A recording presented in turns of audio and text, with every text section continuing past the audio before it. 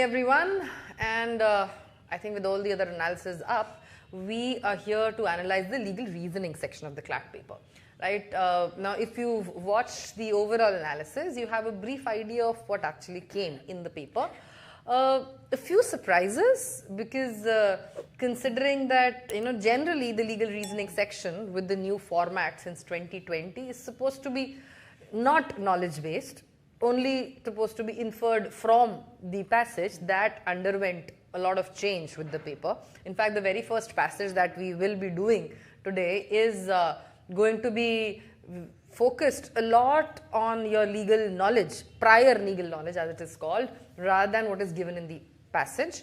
And also, there is a comeback, I would say, of passages which were based on static legal knowledge, passages which were not only based on what is happening around us. Now, in the last year's paper, we did not see too much of that, but this year there is a balancing act which the consortium has tried to achieve, right? So that balancing act basically is wherein you do have passages which are based on things which are happening. So we have Supreme Court judgments, we do have some bills, but we also have things like contract, constitution, intellectual property rights which are coming into the paper this time, right? So let's begin. I have Sana also here with me. I'm Neha, and both of us would be analyzing the paper, right? So here we are going to start off with the first passage. Now, as I mentioned, the first passage itself is little bit based on what you already know about the Indian Contract Act. Because if you have a look at the passage is trying to tell you what void agreements are, and the passage is also trying to tell you what voidable contracts are, right? So here, just a second, just change the color of my pen. Okay, so when I am looking at this particular passage, if you see the way these terms have been defined in the particular passage, all it says is these agreements cannot be fulfilled as they consist of illegal elements and they cannot be enforced even after subjecting it to both parties. So what exactly do they mean by illegal elements? That is something which is left in suspension. Furthermore, when they're talking about voidable contracts, what do they say? They say the agreement is initially enforceable.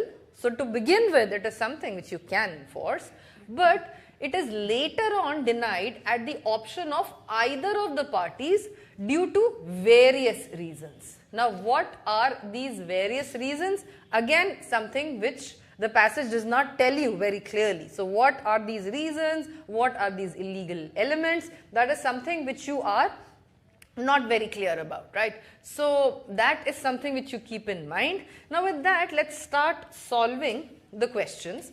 Now when I look at the first question here, it says, which of the following best describes a void agreement? Now this is fairly simple. It says an agreement that is valid. Now if it is valid until declared invalid, it cannot be void, because void is something it cannot be enforced, right? If it is cannot be enforced, that means it was never valid. In fact, in the second paragraph also, if you see, it says a void agreement is void ab initio. इसका क्या मतलब हुआ कि भाई making it impossible to rectify, कि अब यहाँ पे भी देखो प्रिजम्पशन क्या है कि आपको थोड़ा आइडिया होगा कि void ab initio का क्या है, and those of you who did have this idea would know that void ab initio means that it is void from the very beginning, कि भाई वो कभी valid था ही नहीं तो फिर वो अब क्या void होगा, right? So that makes you negate option A. B says an agreement that has no legal effect from the beginning. Now this is something which looks good, right? Now somebody who already had an idea what void ab initio is meaning, so you would keep it open and you would want to mark B, which looks good to me. I'm keeping it open here. C says an agreement that is legally enforceable. अब भाई ये तो बिल्कुल ही opposite है to what a void agreement is. So this can clearly be negated. Then we have D. D says an agreement that can be enforced if one party chooses. Now one party chooses वाली बात तो यहाँ पे voidable में हो रही है, right? That is not when we are looking at a void agreement. So obviously D is also incorrect. So your correct answer here has to be option B. Okay. Now let's move forward to the next question. Now the next question here says contract between two parties to rob a bank and share the proceeds equally can be termed as.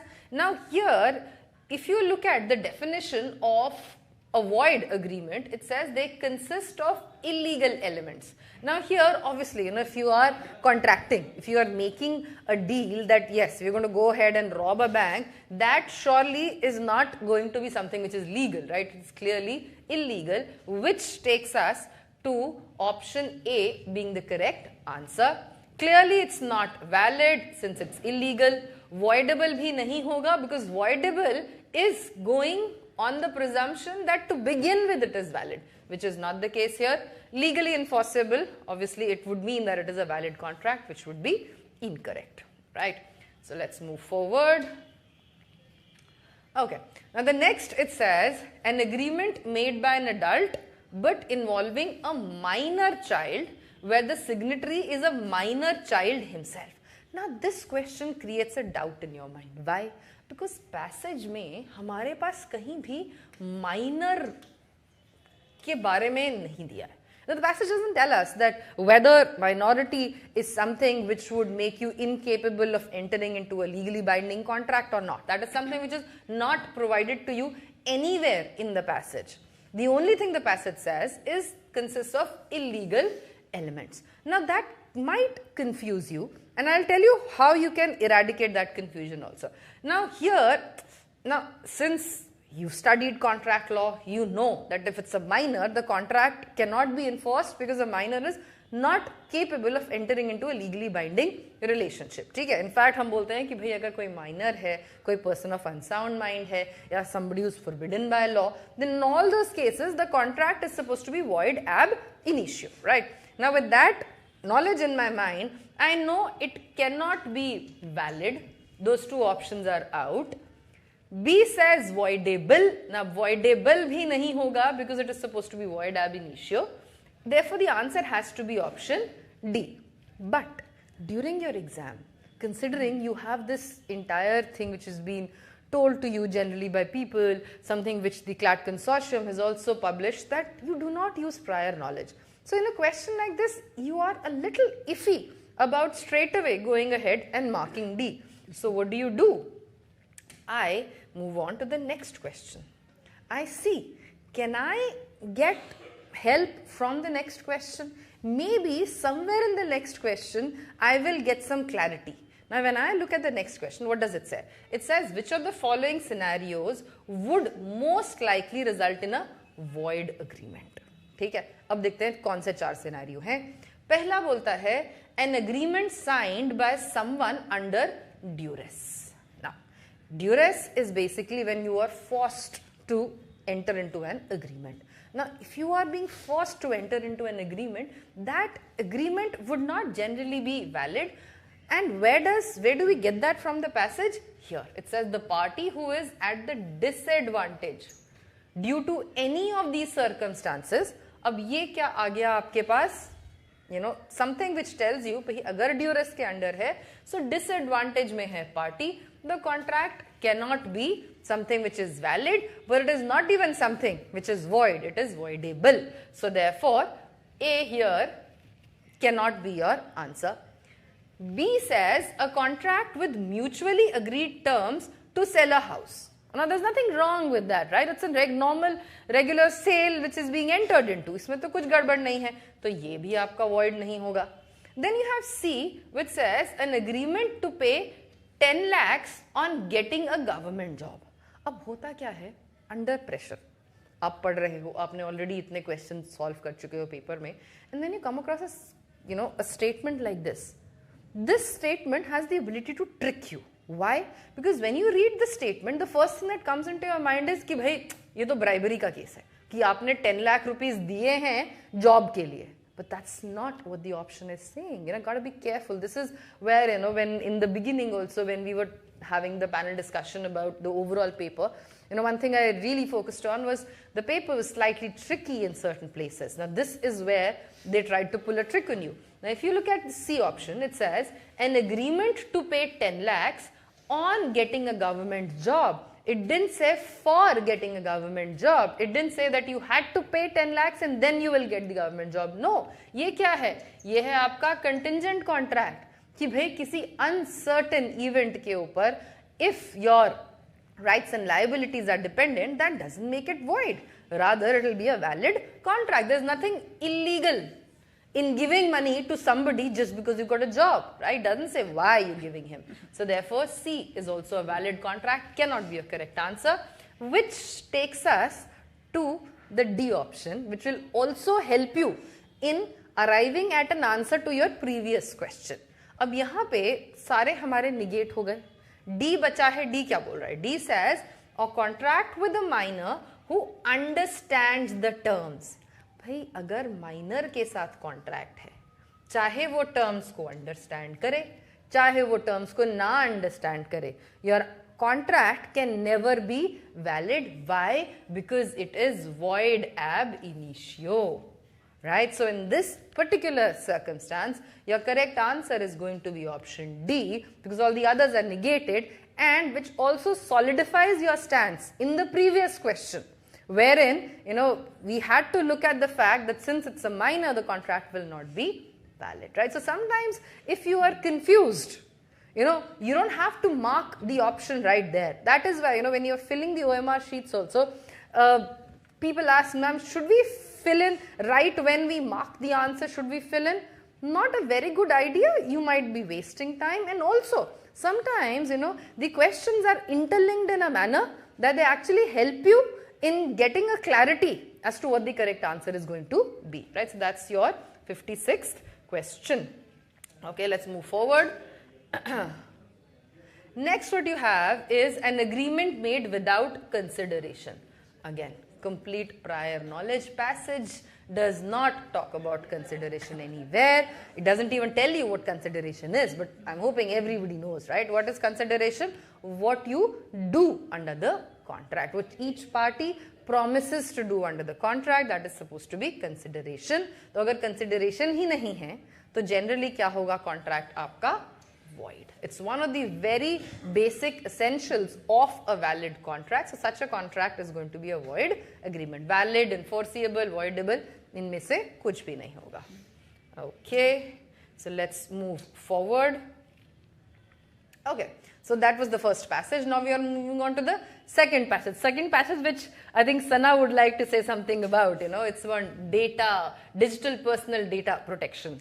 Oh, so basically we had the same topic, a similar passage on the same topic last year in the CLAT 2023 paper. But the aspect of that was that they were focusing more on the powers and functions of the data controllers.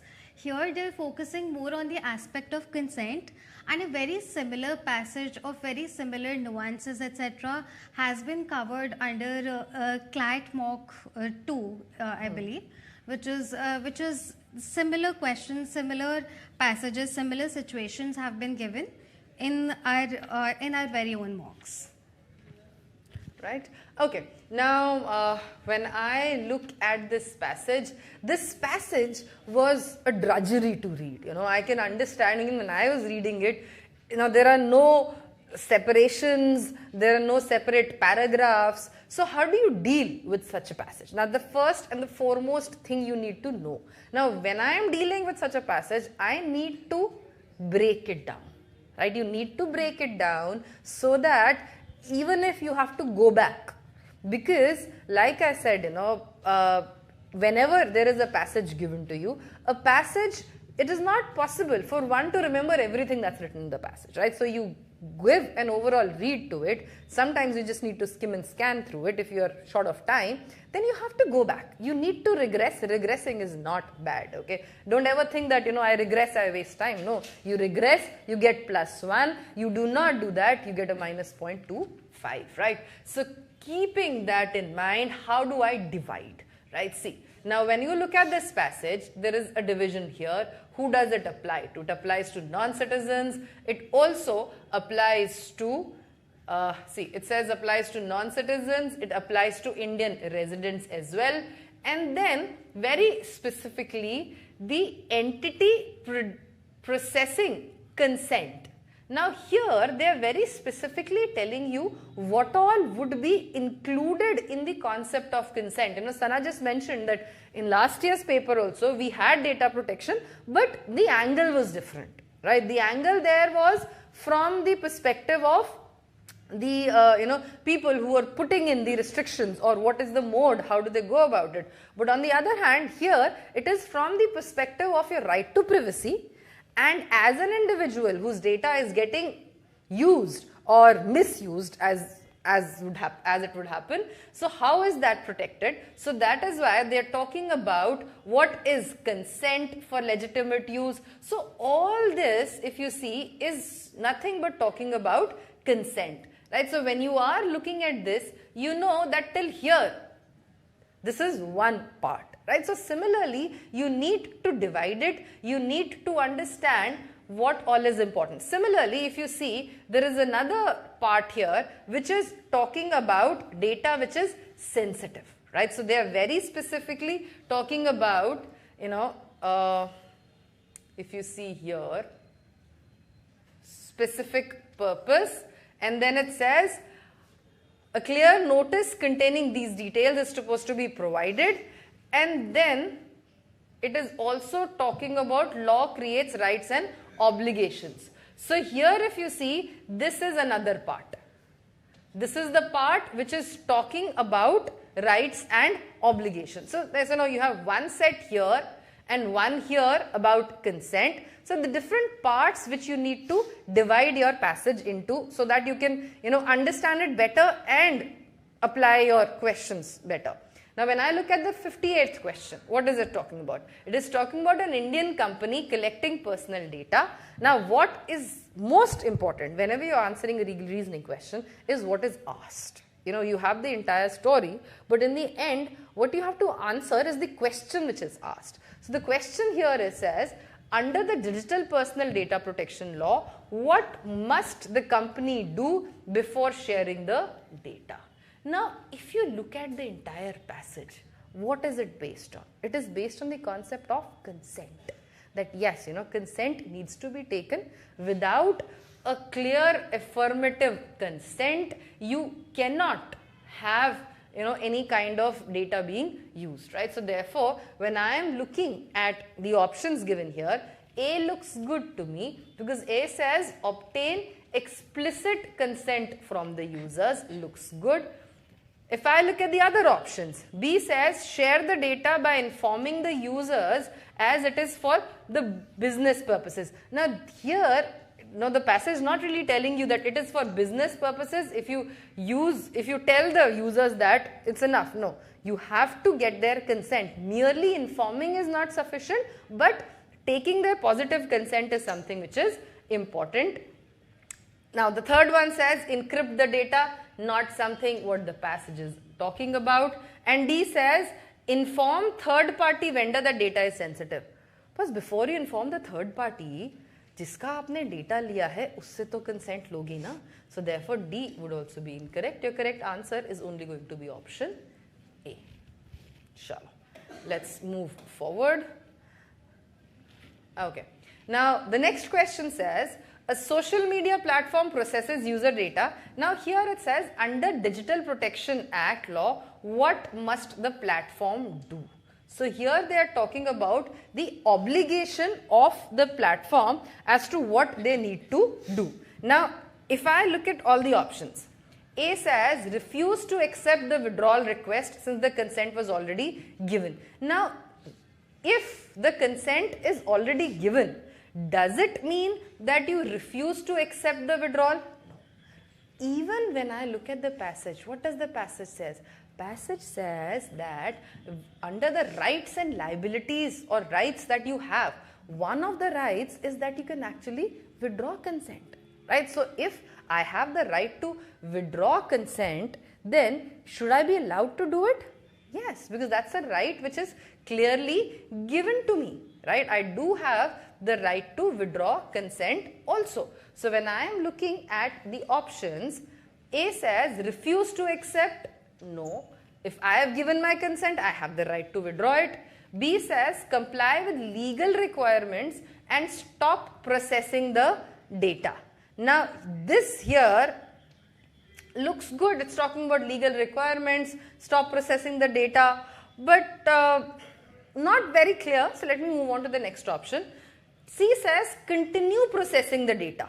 Now this is something which cannot be done because I do have the right to withdraw it, right? So therefore C cannot be correct. D says allow withdrawal only after 30 days. Now nowhere in the passage are they talking about a time frame कि भाई अगर मैंने withdrawal के लिए बोला है तो 30 days के time के बाद withdrawal होगा. Now this is not provided anywhere in the passage. So here the only option which is your correct option is going to be option B. It says comply with the legal requirements, stop processing the data. Why? Because this is a right which I have. I have the right to give consent and I have the right to withdraw the same. Okay. Now next. Now the 68th question says a financial institution collects biometric data. Now here it says that under the digital protection law, what right allows them to request this information? Now if you look at the passage here is not really telling you very specifically as to which law or which right this is. So this is another one of those questions wherein sometimes you have to it's not something which is a specific detail, but something which you need to infer from what is given in the passage. And another way to look at it is that you need to negate the options. So one is you infer and the other is you negate and you arrive at the correct answer. Now when I am looking at option A is talking about right of data portability. Ab data portability तो यहाँ पे कहीं आ नहीं रहा है. Data portability is moving your data from one place to the other. That is not something which either the passage or the question is really talking about. So cannot be your answer. B is talking about right to correction. Now right to correction is provided in the passage. That is there. But is this about right to correction? There is no correction which is happening. Rather, it says if the client wishes to know what the data collected under the digital has been used. So here it is not talking about correction. Rather, it is talking about access. Right? It is saying that my data has been collected. I should have the right to access it. I should have the right to know what is it being used for. Right? So access would be the correct answer. Right to forgotten. Yes, it is a right which is included under right to privacy under Article 21, but that does not really come into play here. Because right to forgotten is when you don't want people to know about you, when you don't want things to be told about you, right? That's something completely different.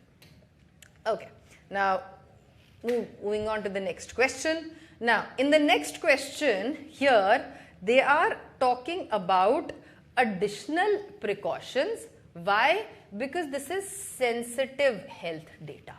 अब हमारे passage में कहीं sensitive के बारे में specifically दिया है? Is it given somewhere? Here.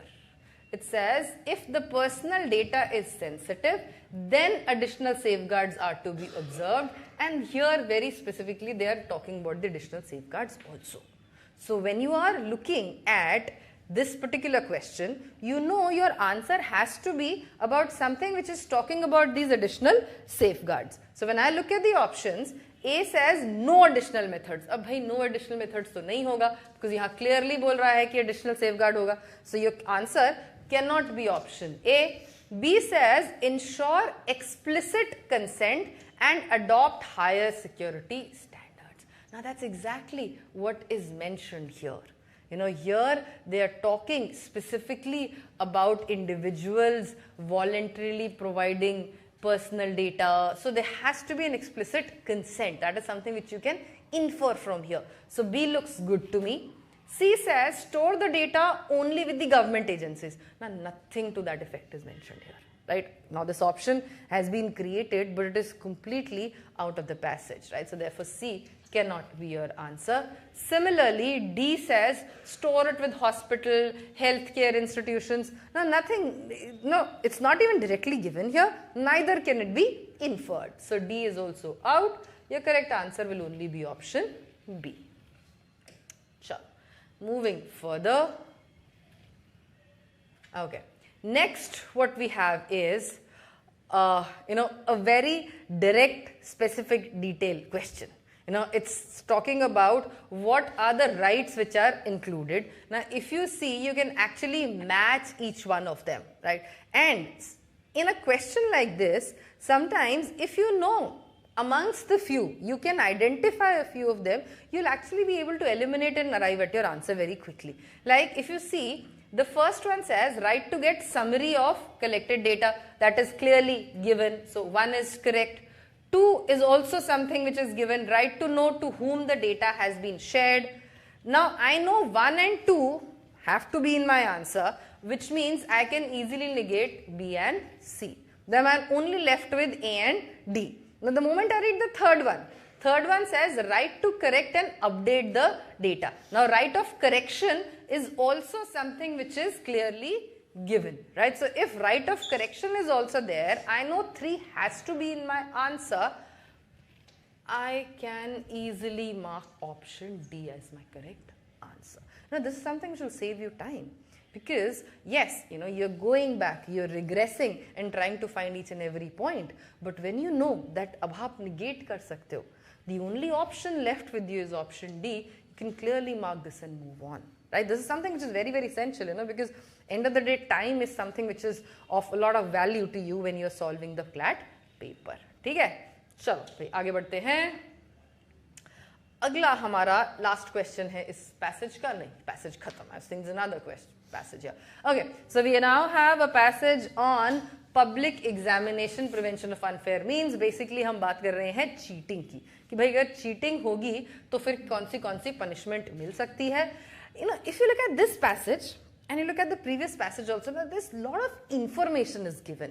If you look at these passages, they are like data driven passages. बहुत सारा data है. अब यहाँ पे भी शुरू होते ही they are talking about the kind of punishment you will get. It says that the provision for up to 5 years imprisonment, fine up to 1 crore. Then they are talking about the fact that the bill has been brought about and all those things. And again here they are talking about the punishment. Then they are very specifically talking about what all is going to be considered as an unfair mean and what can be punished, right? So a very data driven passage. A passage like these is something, okay, the good thing about this passage, not very lengthy, but I would recommend that when you're reading this passage, have a brief overview. Okay, don't try to sit and comprehend this passage. And the same went with the previous passage also. These are passages wherein you have a brief idea, make a mental map, what is located where, and you move on to the questions, right? Because end of the day, the main idea, the main purpose of reading the passage is answering the questions, right? So you don't need to spend too much of time on the passage. I would say come to the question. So when you look at the first question here, very, very simple. Now this is something which anybody who's preparing for the CLAT exam would not go wrong with. It says a bill becomes an act when? Not when it is passed by both the houses merely, but when the President of India gives the assent. And that is something which is also mentioned here. Right? It says bill received assent from the President of India on the 13th of February. Right? So therefore, your correct answer to the first question is fairly direct, option A. It was option D. Chalo. Let's move further. Now next is talking about a service provider, and we are looking at, he has, there is no doubt as to what he has done is wrong, because clearly, it says indirectly helped his family. So if he's helped his family, then he would be held liable. Now the question which arises is, what is the penalty? Now if I look at this particular passage, now the passage here is very specifically talking about the penalty which is going to be imposed on a service provider right here. अब यहाँ पे क्या बोल रहा है, ये जो है अगेन एक ट्रिक क्वेश्चन था, ठीक है. One had to be very careful. देखो जहां पे भी पनिशमेंट की बात आती है ना कि भाई इसमें कितनी पनिशमेंट दी जा रही है, be very very careful in understanding कि भाई कौन सी चीज कहाँ अप्लाई करेगी. Now the first thing you see here कि यहाँ पे ये सर्विस प्रोवाइडर है, ये सर्विस प्रोवाइडर है. Now what are they saying, shall be liable to be punished with imprisonment with imposition of fine up to 1 crore. ठीक है, 1 crore कहीं दिया है हमारे ऑप्शंस में. imposition of fine up to 1 crore. okay, looks good here. punished with imposition of fine up to 1 crore looks good here. but what is important, सिर्फ fine है क्या punishment? नहीं. it goes on and says and proportionate cost of examination shall also be recovered. Right तो ये and है. And का मतलब क्या हुआ कि दोनों चीजें होंगी. भाई 1 करोड़ फाइन तो देना पड़ेगा अप टू, प्लस आपको प्रोपोर्शनेट कॉस्ट ऑफ एग्जामिनेशन भी देना पड़ेगा. So both the things go hand in hand. So I have to look for an option which is going to take both the things hand in hand.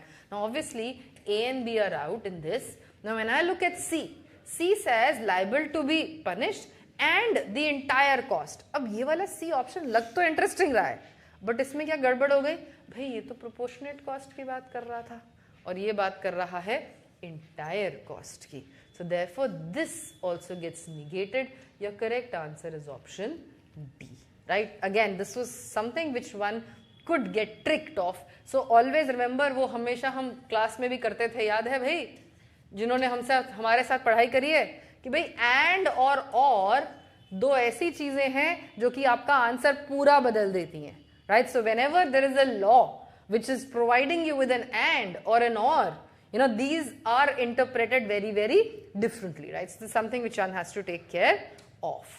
ठीक, चलो अगला question. Now here it is saying which of the following is the most appropriate punishment. अब दोबारा भाई punishment की बात आ गई है, कितनी punishment मिल सकती है. Now this is a person who is found guilty of seat arrangement, right? अब यहाँ पे punishment कहाँ दिया है, इधर दिया है. पनिशमेंट इधर भी दिया है. राइट, अब now you one tends to get confused also कि यहाँ भी तो पनिशमेंट दिए, यहाँ भी तो पनिशमेंट दिए, but then there is a difference here. You know, if you look at here is they are talking about malpractices and organised cheating.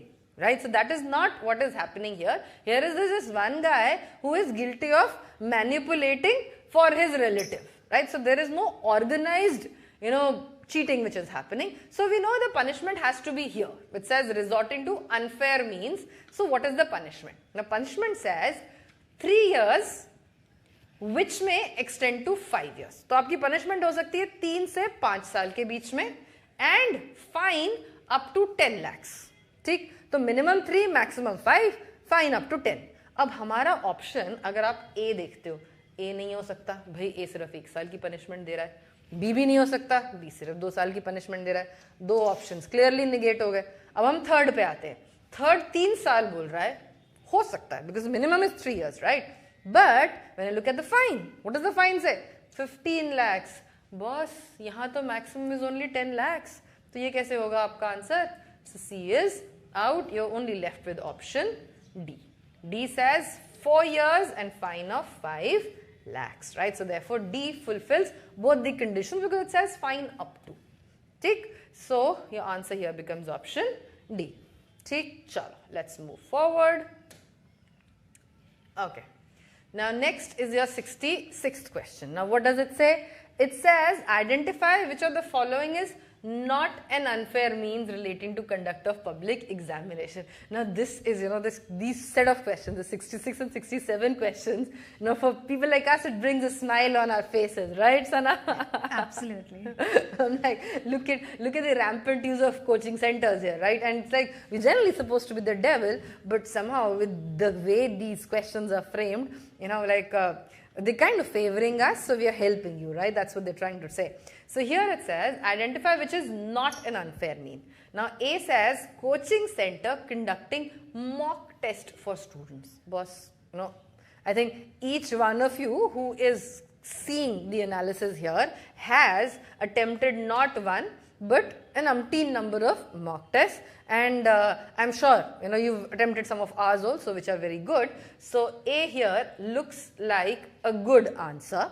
Now this question is also such a amazingly funny question. It's one of those questions जो exam करते करते आपके face पे smile लेकर आते हैं ना. तो the CLAT consortium somehow I feel it's very humane कि भाई इतने परेशान हो गए बच्चे तो कहीं ना कहीं थोड़ा सा स्माइल लेकर आए बच्चे के चेहरे पे, right? Because what does it say? Second says offering help during examination. Obviously यार अगर during examination help करोगे तो ये तो गलत ही है. Next says on the request of coaching center again provide seating arrangement. But seating arrangement of all its students in one class, this is obviously going to be unfair again. And D says directly assisting the candidate. अब directly assist, indirectly या directly कैसे भी assist करोगे, that is going to be considered, because here it says either directly or indirectly assisting the candidate, that is going to be considered as unfair means, right? So therefore D is also out. Your correct answer is only option A. ठीक, चलो अब आगे बढ़ते हैं. Now next what you have is again coaching centers. It says who amongst the following is not a service provider in the context of public examination. ठीक है, अब ये कोई एग्जामिनेशन नहीं, ये हम एक public examination की बात कर रहे हैं. Now A says coaching center which prepares students for passing the public examination. Now here obviously when you're talking of a service provider कौन होगा? Service provider, somebody who is involved in that entire process, right? So here therefore obviously A cannot be A has to be your answer, because A is not a service provider. All the rest of them, the moment you read them, they are interested. They are somewhere or the other connected, because here they are talking about a printing press, who are printing the paper, software company who manages the website, then the company who scans the OMR sheet. So all of them would be somebody who are providing the service in order to conduct the public exam. So that smile wala question and a no-brainer answer had to be option A. Sure. Let's move ahead.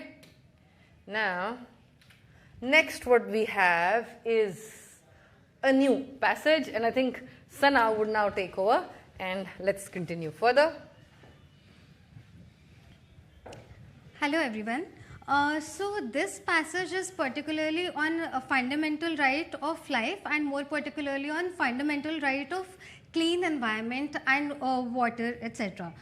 So basically, before discussing this passage, one thing that we have gone over again and again is that constitutional law is very important. Out of all your foundational law subjects, constitutional law is something that we always say that the CLAT consortium pays a lot of attention to, and not just in a very basic rudimentary way, but CLAT consortium has had for the past 2-3 years, it has had a good mix of static and current passages. So the current passages, the static passages come from varied topics, but the current passages usually emanate from constitutional law.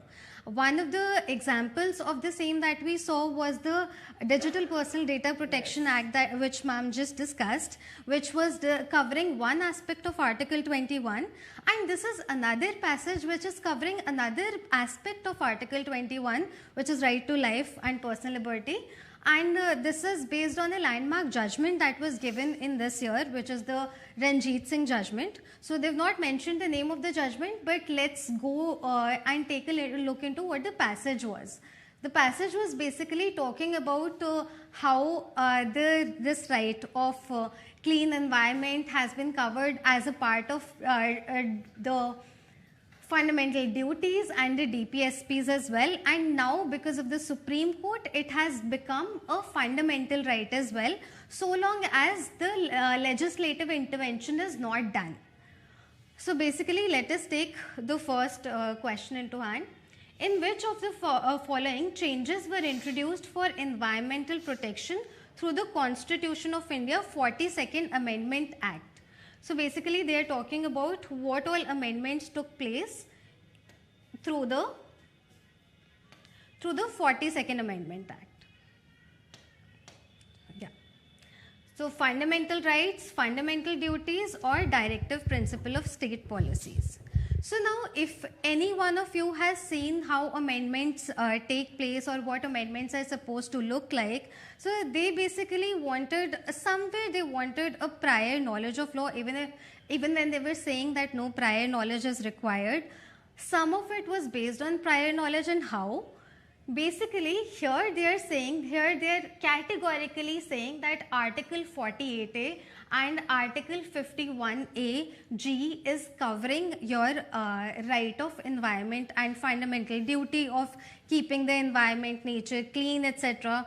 So here basically what they're talking is, when you are adding A to an article, or A to A, B, C, or anything like that to a section or an article or any legal provision, that is an indicative of the factor that an amendment has been introduced. So one thing we can say is that these two are amendments. Second thing, the prior legal knowledge that was supposed to be put in this was, you were supposed to know, in nowhere in the passage has it been mentioned what is 48 and what is 51. So you were supposed to know that 51 is what? A fundamental duty.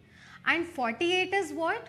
48, basically loosely you were supposed to know that it comes under the category of directive principles of state policy. It does not categorically cover the fundamental rights, and therefore your answer becomes 2 and 3 only. So B was the right option here. Moving on. So, like, what I was mentioning earlier, exactly the point that, prior knowledge has come into play here, and Sana, that is why I remember in our classes, we are always telling the students that at least, these chapters of fundamental rights, directive principles of state policy, fundamental duties, you need to have a brief idea about what these are and how they exist in the, in the structure of the constitution. Therefore, till about 2020, when prior knowledge used to be a part of the syllabus, remember how students used to actually know almost all the articles of the constitution. Now that is not what is expected out of you, but yes, certain important parts you have to be aware of. That is what this question is indicating to us now. Right? That's something which I think people who are planning to give the CLAT next year also should keep in mind. Absolutely, very rightly said, Neha ma'am. So let's go on to the next question now. The next question is basically asking you the nature of binding commitment of India to reduce carbon emissions through the signing of various international environmental conservation treaties, especially the Paris Agreement, may be described as: first option, the signatory shall take adequate measures to reduce carbon emissions. Second, it may take adequate measures. Third, and the rest of is the same. Third is that the signatory should explore the possibility to reduce carbon emissions. And the fourth one is saying the signatory may formulate necessary policies. So if we see in what is distincting A from B, C and D, in B, C and D, all these options, there is an optional aspect of adapting the Paris Agreement or not. Here in A option, it is making it absolutely binding. So if we refer to the passage, basically, in the passage it is directly given, yes, in the second paragraph, India is a signatory of various environmental conservation treaties under which India has the binding commitment to reduce carbon emission. So it has been very categorically given over here, and the word binding makes us understand that the option has to be A. So we always say that in law, the difference between may, shall is absolutely important. It is very imperative to know when to put shall, when to put may, and the whole this thing can change the aspect of how the law is to be applied. So the same has been applied over here, and your answer is option A. Next question, question number 70. Under Article 51 AG of the Constitution, it is specifically mentioned that the citizens have the duty to protect and improve the natural environment that includes 1. River and lakes, B. Forests and wildlife, C. All living creatures, and D. Only A and B. So now, here in this particular passage, if we take the sense of the whole passage, we can see that the whole passage is basically talking about right of environment, right against the adverse effects of climate change. It is not particularly talking about the right of human beings to survive, and it is not particularly talking about any other such rights. So rivers and lakes, we can definitely say that it is included. Forests and wildlife, is it included? Here basically, if we try to see to maintain ecological balance, hygienic environment, and at a couple of other places where we are talking about clean air, water, soil free from pollution, etc., we can infer that it is basically talking about all natural resources, and therefore this is included as well. But when we talk about all living creatures include human beings as well, and that aspect has not been covered in this particular passage, and therefore we cannot for sure, we cannot say that C, which is all inclusive, is going to be the right answer. The last option is only A and B, which we definitely know is included, and that is why we are going to mark D as the right option over here. So basically, rivers and lakes and forest and wildlife is going to be inferred as natural resources as per the passage.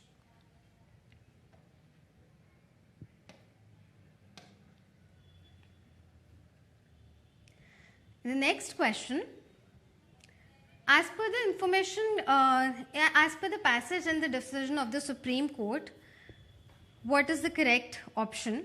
The fundamental duty to preserve and protect natural resources is upon the state only, or is it upon the citizens only? Citizens alone have this responsibility, or C, both the state and the citizens have the duty to preserve it, or D, which I cannot for now see. State's duty. Okay, D it is given as state's duty. Thank you. So it is only the state's duty.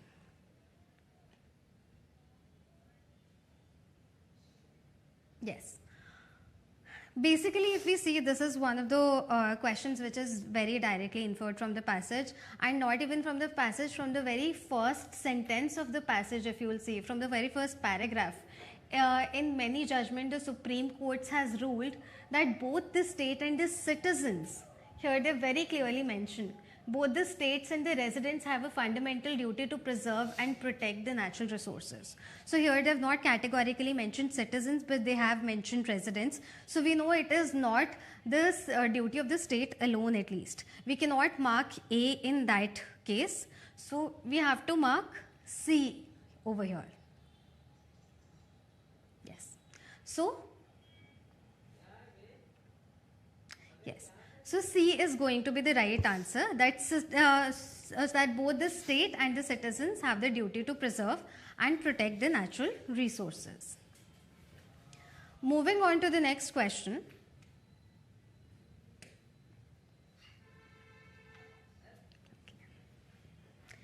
According to the passage, what makes India committed to reduce carbon emissions? Because of it being a signatory of international environmental conservation treaties, because of the Supreme Court verdicts which obliquely makes the way for an enforceable right, because of the policy decisions of the government, and because of the Constitution of India 42nd Amendment.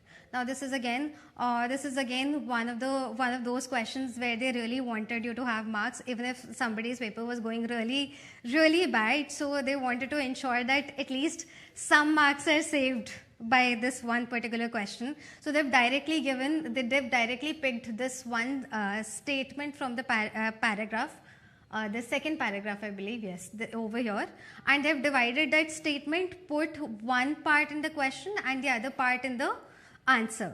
So it is a very direct answer because of it being a signatory to the International Environment Conservation Treaties. And it can be inferred directly from here. India is a signatory of various treaties, environmental conservation treaties, under which it has a binding commitment to reduce carbon emissions. So this is as clear as that. Moving on, the next question states, the passage mentions any disturbance with the basic elements of the environment would amount to violation of Article 21. Article 21 of the Constitution of India deals with right to equality, right against exploitation, right of freedom of residence, or right to life and personal liberty. So now it is basically also, in part you can say that it is one of the questions where you required previous knowledge because it is talking about Article 21 and basically what Article 21 is. But other than that, even if we did not have that previous knowledge, we can infer it from the whole reading of the passage only, that it is nowhere in the passage are they talking about the right of equality, nowhere in the passage are they talking about any kind of exploitation, nowhere in the passage are they talking about the freedom of residence, freedom of movement, or any of that thing of that nature. So the only thing that is left over here, which has been categorically mentioned also, not per se, not explicitly even though, is right to life and personal liberty. Sana, I'll just add here, there in this last paragraph, if you see, third line from the top, in the middle, yeah, yes. It's talking about the enjoyment of right to life. You know, that's the only thing which out of the four options, you can, you know, in some way connect it to the passage, if you see. You know, because equality not really relevant, residence is out, like you said, exploitation is also out. So, of course, if you have prior knowledge, you straight away go and mark D, which I'm sure all CPNs have, right? We've done this like in so much of detail. But otherwise also, you know, that is one place from where you can obliquely, as the passage says, refer to it. Right? Otherwise also they're not talking about personal liberty as such, but they're only relating it to right of life, which is, as you said, mentioned over here and nowhere else in the passage that we can see. Okay. Now let's move on to the next passage. The next passage is basically about the rights of children in need of care and protection. In this particular passage, if we talk about the passage as a whole, they have given, basically the examiner has given a lot of data. So it is a very data oriented, very heavy on data kind of a paragraph.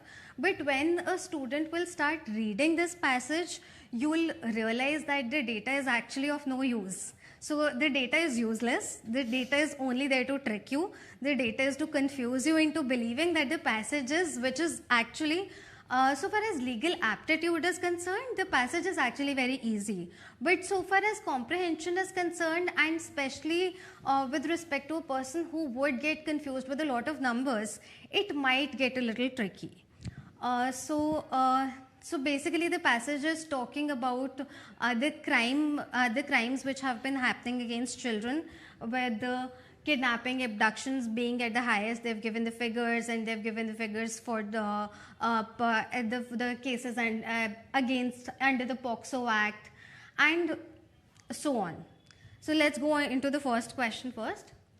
Which of the following issues children who are victims of violence during childhood face in life as per the author of the passage?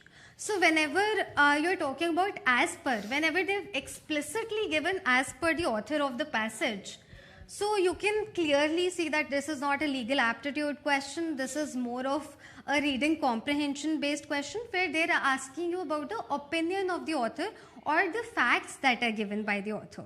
Here, the author has very clearly mentioned, yes, children who are victims of violence or exposed to violence during childhood are more likely to have difficulty in school, abuse, drugs or alcohol, act aggressively, suffer from depression or mental health problems. So basically they're indicating all the things that have been mentioned in the options.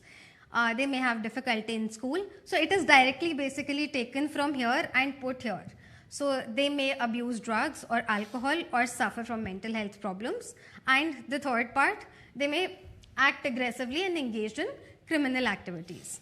So the right answer is going to be option D, which is all of the above. So nothing to infer here as such. The second question in this paragraph, what is the primary objective of the criminal justice system as mentioned in the passage? So, okay. So this you can say was a slightly tricky question. Over here, basically what is mentioned is that the main objective here in the second paragraph, in this second line, the main objective of the criminal justice system is deterrence. Now, deterrence is basically a word which is used in order to, which is a theory of punishment to stop crime. But how, let's have a look at how they have explained what deterrence is, which is actually what is not the dictionary meaning of deterrence. That is, deterrence, that is to punish the transgressors and the criminals and to maintain law and order in the society. That is, now we have to see what options we have been given over here. Rehabilitation of offenders. Rehabilitation of offenders, this is something that we can easily negate because this is something that this sentence, these couple of lines are definitely, most definitely not talking about. Second, punishment of the offenders. Now, according to the meaning of deterrence that has been given over here, we can say, okay, punishment is the aspect that they are going into, at least the author is going into. Reformation of the offenders, again, if we see in the whole passage, there is no reference of reformation as such, so we can easily, very easily negate C as well. And the D option, protection of victims from the offender. So if we see overall the objective, if we see throughout the passage, there is a slight indication of protection of victims from the offenders because there is a reference to the POCSO Act itself, which the full form of POCSO Act is Protection of Children from Sexual Offences. So of course, there is a connotation of protection of victims, plus the use of the word deterrence is also there. But if we go by what the CLAT consortium asks you to apply, how it asks you to apply your legal aptitude, what is given in the principle has to be applied. If the meaning of deterrence has been given as to punish the offender, then it has to be taken as to punish the offender. We cannot go on our prior legal knowledge or on our prior vocabulary or any of that. Here we have to take the correct option as option B, which is punishment of the offenders. So here B is going to be the right answer. So Sana, basically the consortium is trying to really confuse you. You know, we've come across so many questions wherein we are saying that, you know, we have to apply prior knowledge. And then you come across a question like this in which the information given to you is exactly the opposite of what prior knowledge you have. So kind of, you know, this is where, you know, most of the students come to us and they complain. Then ma'am, first you said don't apply prior knowledge. Then you're saying apply what is given in the passage. See, that is where you need to act smart. You know, that's another thing which the consortium is checking you on. You know, how smart you are in attempting the paper. You've got to understand what the examiner is trying to ask of you. Right? So in certain questions, they require you to use prior knowledge.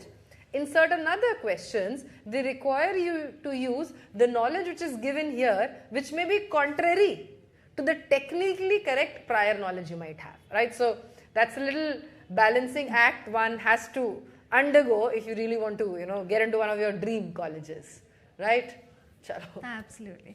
Actually, if we see the previous questions in which we had applied our prior knowledge of law, those were the passages in which no other knowledge was given in the passage. So we had to completely rely on our knowledge that we knew from before. But here, the knowledge is given when something is already explicitly, categorically given to you. Then apply that. That is the trick to these kind of questions. Yes, very true. So, the next question, the National Crime Records Bureau in India is responsible for. Now, this is also not something that is given in the passage. What is the basically duty, responsibility of NCRB? But let's have a look at the options. First, conducting forensic investigation of records of criminals. Second, maintaining a national database of fingerprints of criminals. Third, compiling and analyzing crime data. And fourth, maintaining a national database enforcement of criminal laws. Now basically, we do know here, A has not been mentioned anywhere in the passage. B, as we can see very clearly, has not been mentioned. And actually, nothing has been mentioned in the passage. But one thing that we know for sure that has been mentioned in the passage is that there are certain figures that have been given. For example, these many instances have happened in the of crimes against children. These many kidnappings and abductions, and these many of POCSO Act. So the kidnapping and abductions are at the highest, followed by POCSO Act offences. So basically, we know that they're doing one thing for sure, compiling and analyzing data. We don't know about A, we don't know about B, and we don't know about D. So here we are going to just mark the option C, which is compiling and analyzing crime data.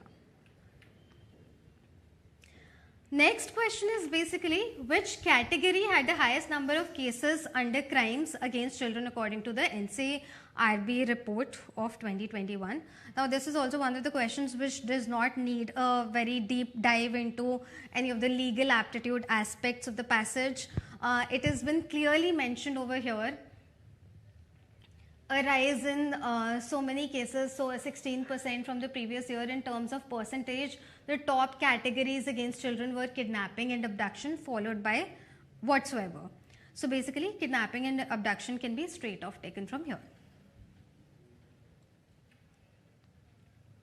Next question is, which one of the following is the correct expansion of the term POCSO used in the passage? Now, the four options over here are protection of children from sexual offences, prosecution of criminals of sexual offences, protection of children and women from sexual offences, or none of these. So in this case, this is also something that is directly required. Nothing in the passage there has been mentioned. POCSO Act has been mentioned. The full form of POCSO Act has not been mentioned anywhere in the passage. So where do you infer it from? So this question was supposed to be marked from previous knowledge only. From previous knowledge, we can say protection of children and women will not be there, because that is going to basically jeopardize the acronym in the very first place. Prosecution of criminals of sexual offences is also, well, it is not true. Here, this is where you were supposed to apply your previous knowledge. The correct answer to this is protection of children from sexual offences. Option A is the right answer.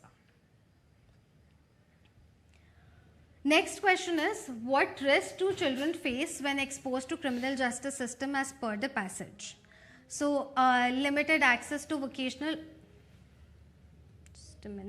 limited access to vocational training, exposed to risk of physical abuse, mental health challenges and behavioral disorders, or all of the above. So this has also been mentioned very clearly, categorically. All those facing severe challenges including mental, emotional, behavioral, etc., and being exposed to violence, etc., all of those things. This is also something that is very clearly given in the passage. The answer to it is option D. I don't think it needs to be explained further. This is where you feel that, it's a RC based question paper. So I think we can go on to the next passage only. So next passage is the last passage, which is a very short, succinct, about 100 to 120 words passage. It is on geographical indications.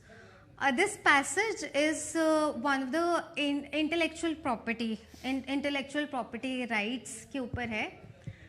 Geographical indications are basically intellectual property. They're designated to a product, giving some value, some recognition to the product based on where they were cultivated, where they were manufactured, where they were grown, etc.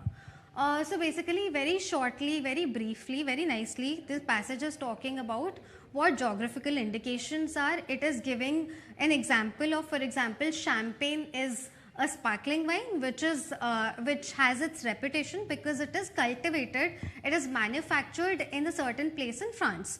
And similarly, Darjeeling tea, why? Because it has gained a certain reputation of being a certain quality, and if somebody else is cultivating it elsewhere, then the reputation, if other people are selling it under Darjeeling tea name, then the reputation of Darjeeling tea and the people who are doing their honest work, that reputation is going down. So that is basically what has been explained in the whole passage. The passage is very short. The question starts from here. Let's go into the question directly. Which of the following statements about the geographical indications is not true? First, geographical indications are protected under the international law to ensure only products from specific regions can use the GI name. So that is something that is very clear, very clearly given in the passage. The use of a GI name can be legally challenged if it is used by products not originating from specified region. So here it is given over here, the protection of GIs ensures that only products genuinely originating from a specific region are allowed to use that geographic name. So basically this is also very directly, this can be inferred from the passage itself. Geographical indications can be used to any product which is licensed regardless of its place of origin. That is opposite to the very idea of geographical indications, that I cannot tag my product as a product that is grown in a certain area if it is not cultivated in that certain area. So here this is not true. Let's have a look at the other option also, option D. The TRIPS agreement under WTO establishes a framework for protection of GI tags on global scale. Here also this has been the TRIPS agreement point has been very clearly given in the last line. International agreements such as TRIPS agreement under the WTO provide framework for the protection of GIs globally. So it has been very clearly mentioned. Of the right option, or rather the incorrect of the four options is option C. Next, if a product named Darjeeling tea is produced outside of the Darjeeling region, which of the following legal actions can be taken under the GI protection laws? The first one is, the product can still be sold but with a disclaimer of its true origin. Let's have a look into the question, the passage. The protection of GIs ensures that only products genuinely originated from that place are allowed to use that name. It helps to maintain the product's reputation and quality and prevents misuse and imitation and supports local economies. So basically here, obviously this is very much going against the idea, so A cannot be the right answer. The use of GIs, the use of the GI name Darjeeling tea can be legally contested and potentially prohibited. That, as we saw, was the very idea of GI indications. So this could be the right answer. Let us have a look at the other options as well.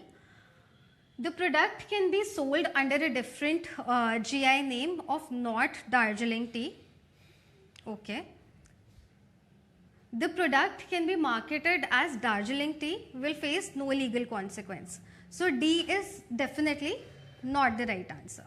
Now this is like, one of those really funny questions, Sana, because if you look at the first option, they're saying with a disclaimer about its true origin. Now, if you are wanting to put a disclaimer, then why even call it Darjeeling tea? The very purpose of calling a tea a Darjeeling tea is to tell you that yes, that's the place where it originates from. So, putting a disclaimer there is not going to serve any purpose. So, A is obviously wrong. And similarly, when you're looking at C, C is also very funny, It brings a smile to my face, because what are you trying to say? You have a different GI tag saying not Darjeeling tea. So, basically tea grown anywhere in the wide world except for Darjeeling, you have a GI tag of not Darjeeling tea. So even if you're using the word not Darjeeling tea, somewhere or the other, you're trying to attract the customers by the use of word Darjeeling, because you already know that customers get attracted to the word Darjeeling or the origins of Darjeeling when it comes to tea. So therefore A and C can definitely not be the right answer. The right answer over here is option B. Yeah, So, and by the way, guys, Darjeeling tea was the first GI tag to be ever given to any product or agricultural produce ever in our country. So when the concept of GI came out, Darjeeling tea was the first GI tag to be granted. Very aptly quoted. So let's move to the next question. Which of the following is not a potential consequence of the misuse of geographical indication? 1. Loss of consumer trust in authenticity of the product. Now remember, what they're asking you over here is which of them is not a potential consequence. This very clearly can be a potential consequence. Next, decrease in the market value of the GI protected product. This again, it has been referred above. It compromises the quality of the product, the reputation of the product, and other characteristics, because the name in the market, the reputation in the market is going to be compromised if the other things manufactured of an inferior make or cultivated in an area where it is not as reputed sell or pass their goods off of as these goods. So next option, so A and B are very correct. C, compulsory license on the patents of the misusing entity. Now we have entered into another universe. We were talking about geographical indications under the IPR, and now we have started talking about patent law.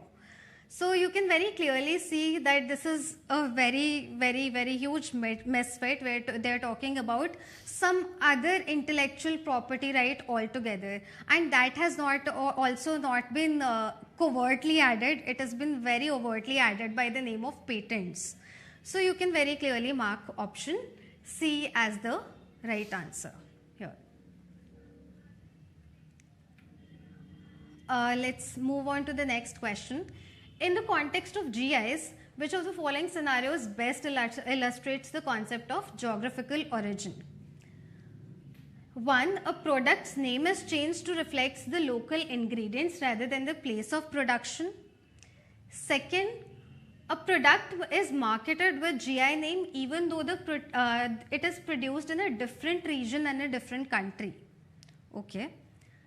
3rd is a product is identified by the GI name that it corresponds to the region where it is traditionally made or cultivated with distinctive qualities due to that location.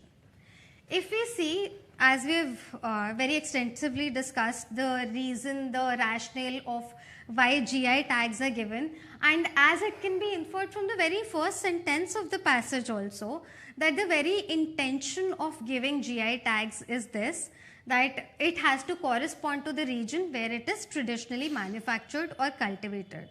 So therefore, we can right away mark C as the right answer over here. Next question. Choose the most appropriate objective of TRIPS agreement concerning geographical indications. So this is also something that is can be very directly inferred from the last line. International agreements such as TRIPS agreement under the WTO provide a framework for the protection of GIs globally. So what is the right answer over here? To harmonize intellectual property laws? Not at all. To ensure uniform product labeling standards globally? They're not talking about uniformity and standardization in the whole passage whatsoever. So we can mark it out as well.